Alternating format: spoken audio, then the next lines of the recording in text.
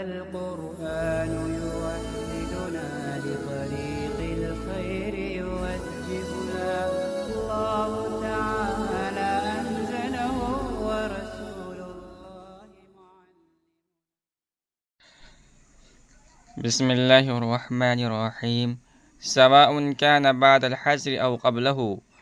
متعلق بقوله وموجبه الوجوب، ورد على من قال إن الأمر بعد الحجر للإباحة وقبله للوجوب على حسب ما يقتضيه العقل والعادة،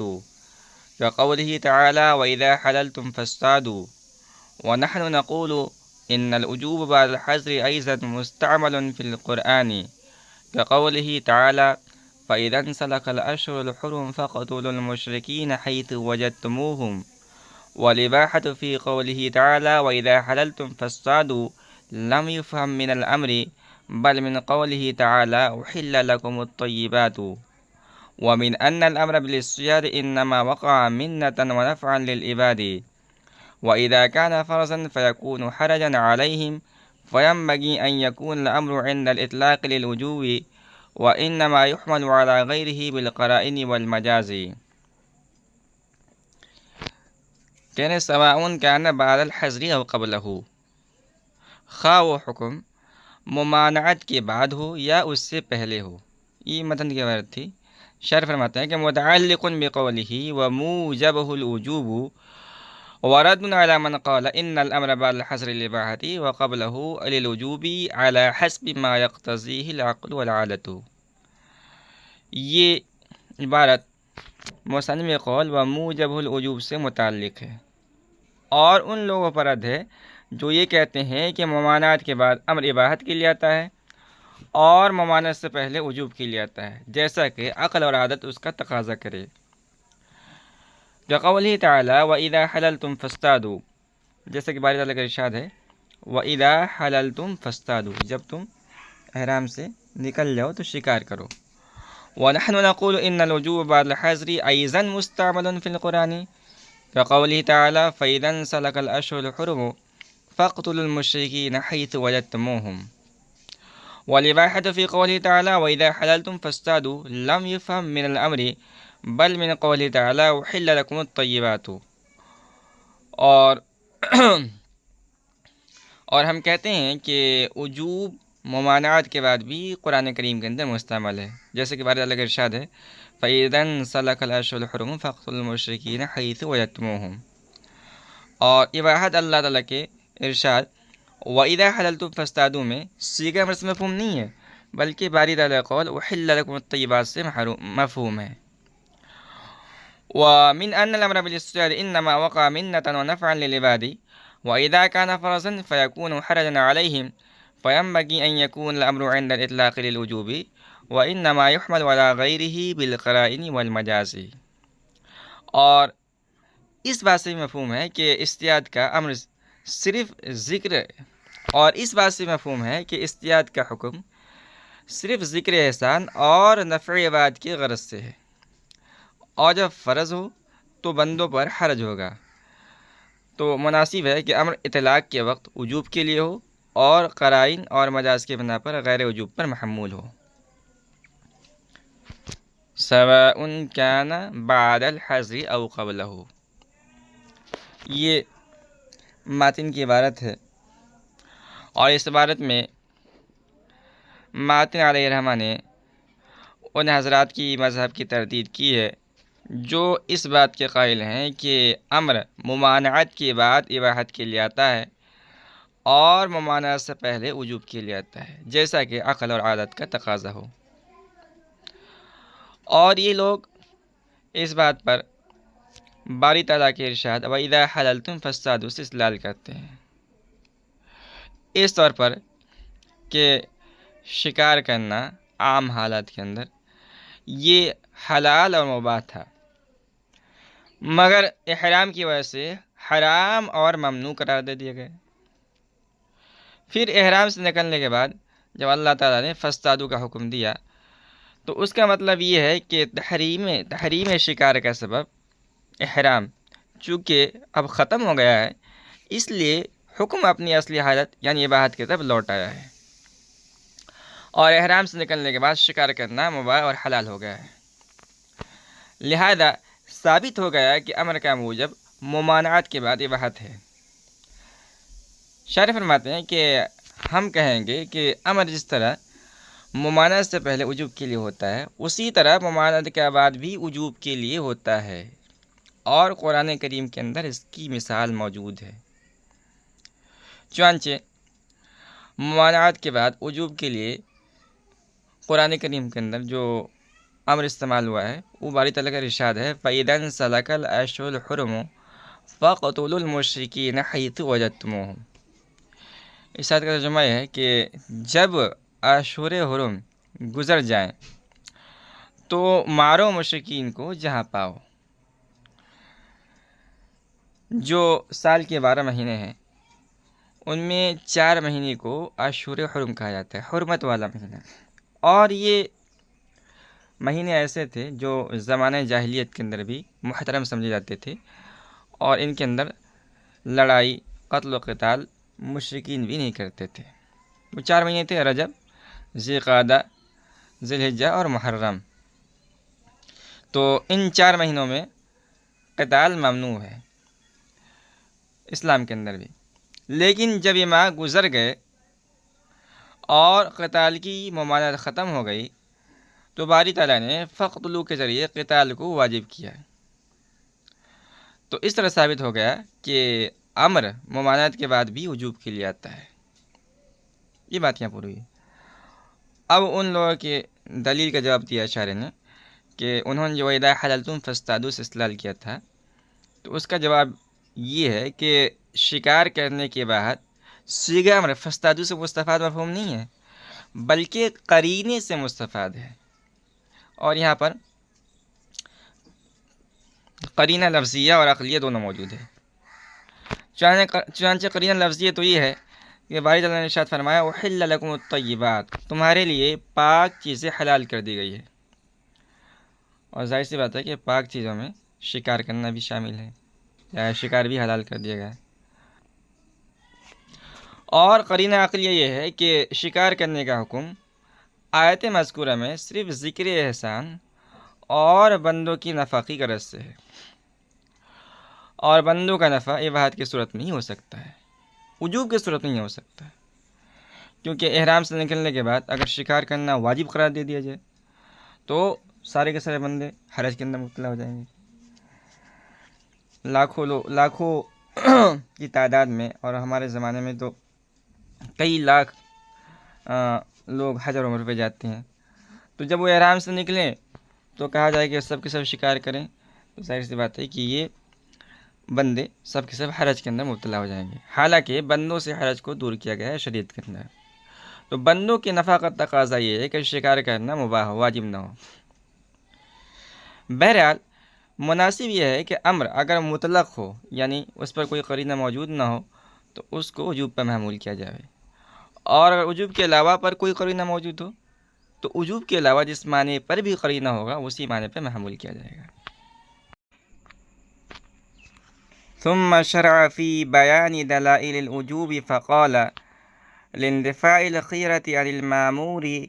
بالأمر بالنص، أي إنما قلنا إن موجبه الوجوب لاندفاع الاختيار عن المأمورين المكلفين بالأمر بالنص، وهو قوله تعالى وما كان لمؤمن ولا مؤمنة إذا قضى الله ورسوله أمرا أن يكون لهم الخيرة من أمرهم، لأن معناه إذا حكم الله ورسوله بأمره فلا يكون لمؤمن ولا مؤمنة أن يكون لهم الاختيار من أمرهما، أي إن شاءوا قبلوا الأمر وإن شاءوا لم يقبلوا، بل يجب عليهم الائتمار بأمرهما ولا يكون ذلك إلا في الواجب۔ وقيل النص وقوله تعالى ما منعك ألا تسجد إذ أمرتك، خطابا لإبليس اللعين، أي ما بقي لك الاختيار بعد أن أمرتك فلم تركت السجود۔ ثم شرع في بيان دلائل الوجوب فقال لانتفاع الخيرة عن المأمور بالأمر بالنص، پھر ماتن نے وجوب کے دلائل بیان کیے، چنانچہ فرمایا کہ نص قرآنی کے ذریعے معمور بالامر سے اختیار منتفی ہے، أي إنما قلنا إن موجبه الوجوب لانتفاء الاختيار عن المامورين المكلفين بالأمر بالنص، وهو قوله تعالى وما كان لمؤمن ولا مؤمنة إذا قضى الله ورسوله أمرا أن يكون لهم الخيرة من أمرهم۔ یعنی ہم نے جو کہا کہ امر کا موجب وجوب ہے، یہ اس لیے کہا کیونکہ مامورین مکلفین بالامر سے نص قرآن کے ذریعے اختیار کی نفی کر دی گئی ہے، اور نص باری تعالیٰ کا ارشاد ہے جس کا ترجمہ ہے کہ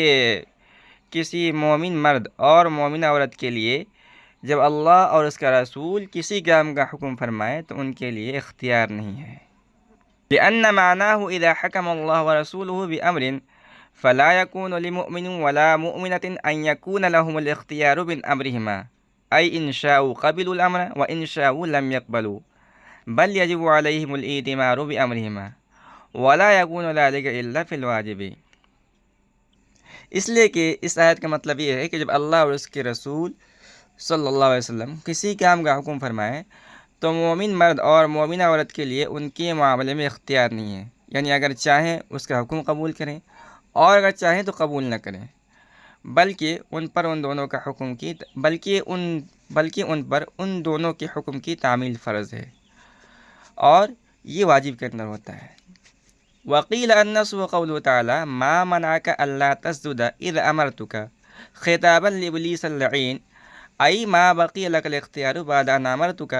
فلم ترکت السجود۔ اور بعض لوگوں نے کہا ہے کہ نص باری تعالیٰ کا ارشاد ہے ما منعك الا تسجد اذ امرتك، یہ لعین ابلیس کو خطاب ہے، یعنی میرے تجھ کو حکم کرنے کے بعد تجھ کو اختیار نہیں رہا، لہذا تو نے سجدہ کیوں ترک کیا۔ ثم شرع فی بیان دلائل الوجوب، یہ شارح کی عبارت ہے، اور لانتفاء الخیرات عن المامور بالامر بالنص یہ متن کی عبارت ہے، اور اس عبارت میں ماتن علیہ الرحمہ نے وجوب کے دلائل ذکر فرمائے ہیں۔ ماقبل کے اندر یہ بات آئی تھی کہ احناف کا مذہب یہ ہے کہ امر کا موجب فقط وجوب ہے۔ احناف امر اور فعل کے درمیان نہ تو ترادف کے قائل ہیں اور نہ وجوب، اباحت، ندب وغیرہ کے درمیان اشتراک کے قائل ہیں۔ بہرکیف ماتن علیہ الرحمہ نے یہاں پر احناف کے مسلک کی دلیل بیان کی ہے، چنانچہ فرمایا کہ احناف کی پہلی دلیل یہ ہے کہ باری تعالیٰ نے اپنے ارشاد وَمَا كَانَ لِمُؤْمِنٍ وَلَا مُؤْمِنَةٍ إِذَا قَضَى اللَّهُ وَرَسُولُهُ أَمْرًا أَن يَكُونَ لَهُمُ الْخِيَرَةُ میں ارشاد فرمایا ہے کہ اللہ اور رسول اللہ صلی اللہ علیہ وسلم کے حکم کرنے کے بعد کسی معمور اور مکلف بالامر کو اس کام کے کرنے اور نہ کرنے کا اختیار نہیں رہتا ہے۔ کسی معمور اور مکلف بالامر کو اس کام کے کرنے اور نہ کرنے کا اختیار نہیں رہتا ہے، بلکہ اس کام کا کرنا اس پر لازم اور ضروری ہو جاتا ہے۔ شارح فرماتے ہیں کہ معمور بالامر سے اختیار کا منتفی ہونا اور معمور بھی پر عمل کا لازم اور ضروری ہونا اس بات کی علامت ہے کہ امر سے وجوب ثابت ہوتا ہے، اباحت یا ندب ثابت نہیں ہوتا ہے، کیونکہ اباحت اور ندب کے لیے اختیار ہوتا ہے بندے کو۔ اپنے ماقبل کے اندر جانا تھا کہ فعل مباح اور فعل مندوب کے کرنے اور نہ کرنے کا اختیار بندے کو ہوتا ہے۔ شارح فرماتے ہیں کہ بعض علماء نے فرمایا ہے کہ متن میں جو نص ہے، متن نے جو نص کی طرف اشارہ کیا ہے،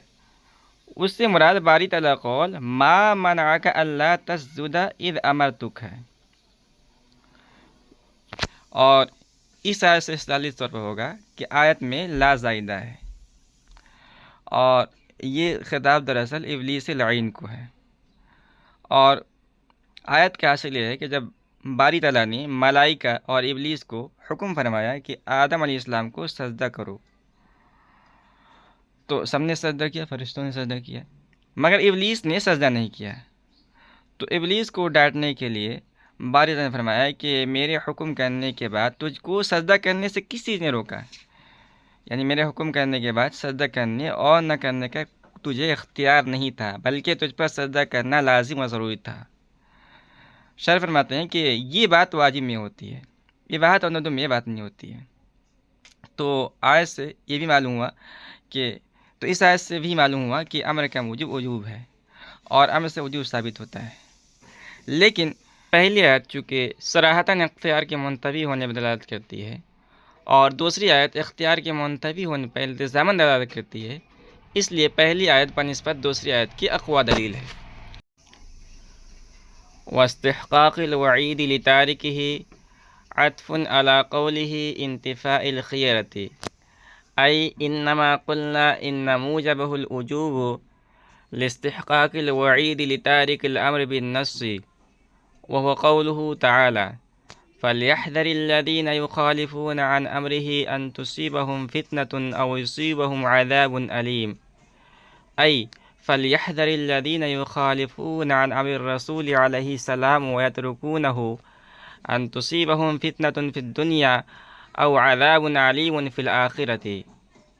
وهذا الوعيد لا يكون إلا بترك الواجب، ولكن يرد عليه أنه موقوف على أن يكون هذا الأمر أيضا للوجوب وهو ممنوع، وأنه لما لا يجوز أن تكون المخالفة على وجه الإنكار دون الترك. والجواب أن سياق الكلام دال على أن هذا الأمر للوجوب بدون احتياج إلى برهان ومصادرة المطلوب، وأن المخالفة في استعمالهم إنما تطلق على ترك العمل به، فتأمل. واستحقاق الوعید لتارکہ، اور اس لیے کہ تارک امر مستحق وعید ہے۔ عطف علی قولہ انتفاء الخیرۃ، ای انما قلنا ان موجبہ الوجوب لاستحقاق الوعید لتارک الامر بالنص، یہ جملہ ماتن قول انتفاء الخیر پر معطوف ہے، یعنی ہم نے جو کہا کہ امر کا موجب وجوب ہے، اس کی وجہ یہ ہے کہ امر کے تارک کا مستحق وعید ہونا یہ نص سے ثابت ہے۔ وهو قوله تعالى فليحذر الذين يخالفون عن امره ان تصيبهم فتنة او يصيبهم عذاب أليم، اي فليحذر الذين يخالفون عن امر الرسول عليه السلام ويتركونه ان تصيبهم فتنة في الدنيا او عذاب أليم في الآخرة۔ اور نص باری تعالیٰ کا ارشاد فليحذر الذين يخالفون عن امره ان تصيبهم فتنة او يصيبهم عذاب أليم ہے، یعنی جو لوگ رسول اکرم صلی اللہ علیہ وسلم کے حکم کی مخالفت کرتے ہیں اور اس کو ترک کرتے ہیں، انہیں اس بات سے ڈرنا چاہیے کہ ان پر دنیا میں کوئی فتنہ یا آخرت میں کوئی دردناک عذاب آ جائے۔ وَهَذَا الْوَعِيدُ لَا يَكُونُ إِلَّا بِتَرْكِ الْوَاجِبِ، اور اس طرح کی وعید صرف ترک واجب پر ہوتی ہے۔ وَلَكِنْ يَرِدُ عَلَيْهِ أَنَّهُ مَوْقُوفٌ عَلَى أَنْ يَكُونَ هَذَا الْأَمْرُ أَيْضًا لِلْوُجُوبِ وَهُوَ مَمْنُوعٌ، وَأَنَّهُ لِمَ لَا يَجُوزُ أَنْ تَكُونَ الْمُخَالَفَةُ عَلَى وَجْهِ الْإِنْكَارِ دُونَ التَّرْكِ۔ لیکن اس پر یہ اعتراض وارد ہوتا ہے کہ یہ استدلال اس بات پر موقوف ہے کہ یہ امر بھی وجوب کے لیے ہو، حالانکہ یہ ممنوع ہے۔ اسی طرح یہ کیوں جائز نہیں ہے کہ مخالفت انکار کے طریقے پر ہو، نہ کہ ترک کے طور پر۔ والجواب ان سیاق الکلام دال على ان هذا الامر الوجوب بدون احتیاج الى برهان ومصادرة المطلوب، وان المخالفة في استعمالهم انما تطلق على ترك العمل به، فتأمل۔ اور جواب یہ ہے کہ سیاق کلام اس پر دلالت کرتا ہے کہ یہ امر وجوب کے لیے ہے، اس میں نہ دلیل کی ضرورت ہے اور نہ مصادرہ المطلوب لازم آئے گا، اور مخالفت کا لفظ عربوں کے استعمال میں ترک عمل پر بولا جاتا ہے۔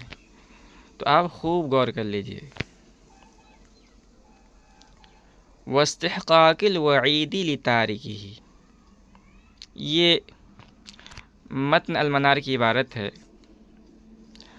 اور اس عبارت میں ماتن علیہ الرحمہ نے اس بات پر دوسری دلیل ذکر کی ہے کہ امر کا موجب وجوب ہے،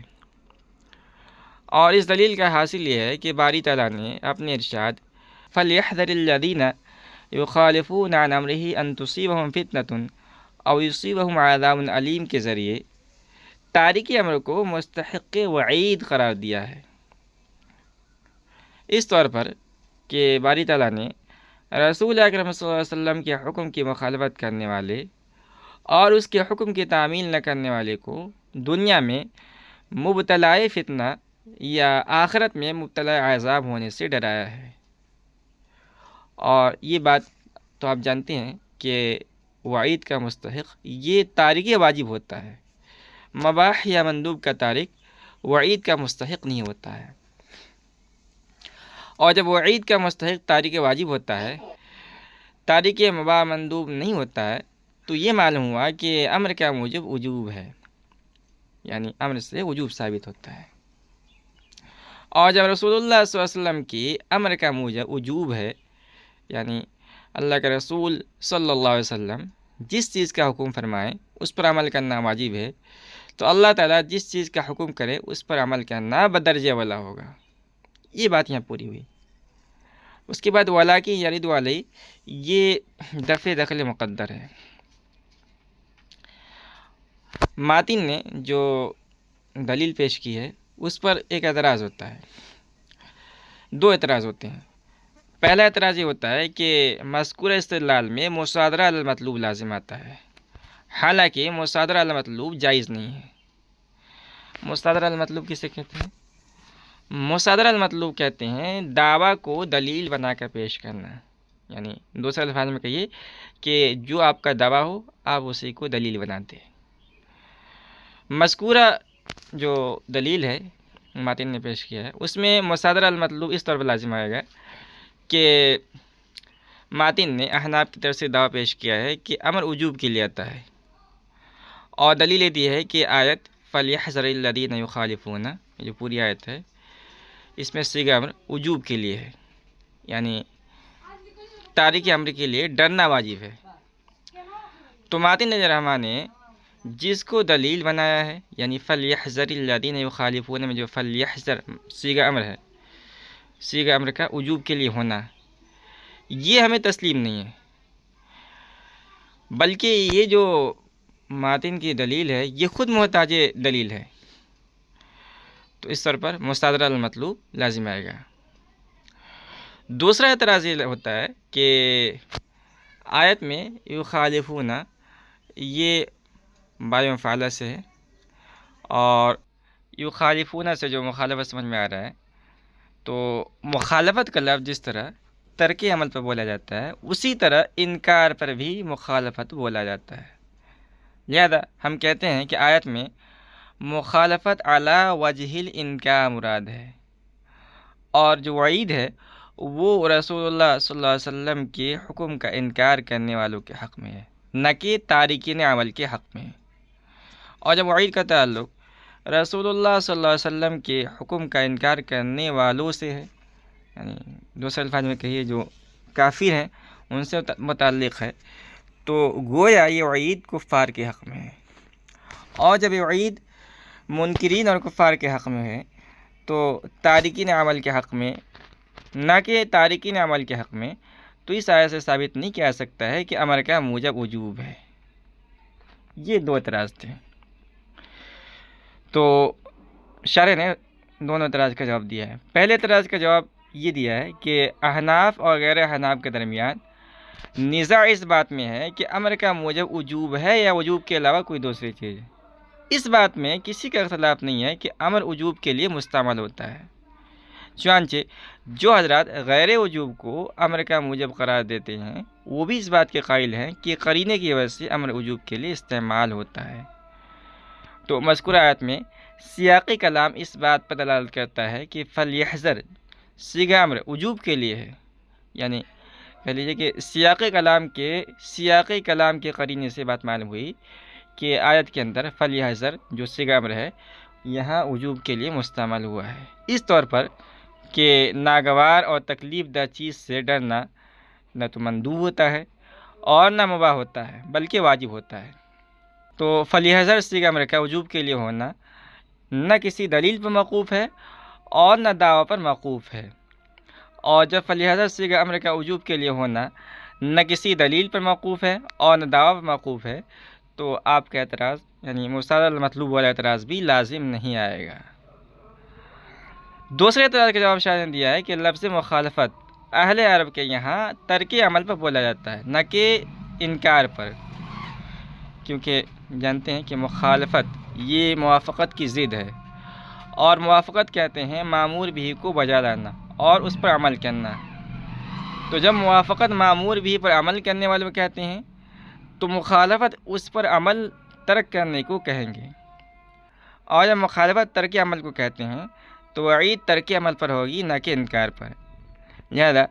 آپ کا اعتراض کرنا کہ آیت میں وعید امر رسول کے منکرین کے حق میں ہے، یہ درست نہیں ہے۔